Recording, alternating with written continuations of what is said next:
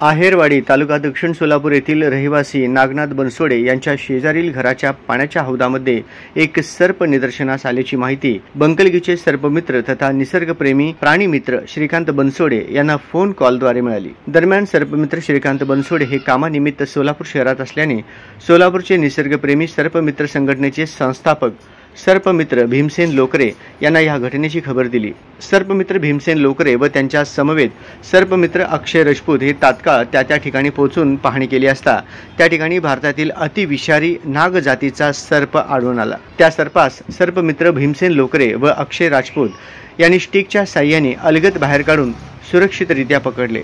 सर्पमित्र श्रीकांत बनसोडे हे देखील आपले काम आटपून त्या ठिकाणी धाव घेतली। त्या परिसरात अनेक लहान मुले खेळत असल्याने इतक्या अतिविषारी सर्पाचा त्यांना फारच धोका होता। सर्पमित्र श्रीकांत बनसोडे यांनी तेथील रहिवासी नागरिकांना रात्रीच्या वेळेस बाहेर वावरताना उजेडाचा टॉर्च बॅटरीचा वापर करणे, पायामध्ये बूट घालणे तसेच घ्याव्याची दक्षता व स्वच्छतेविषयी मार्गदर्शन केले। सोलापूरच्या सर्पमित्रांनी इतक्या लांबून व कसलाही विलंब न करता वेळेत पोहोचून सेवा दिल्याबद्दल गावकरी नागरिकांनी सर्पमित्र भीमसेन लोकरे व अक्षय राजपूत यांचे मनपूर्वक आभार मानले।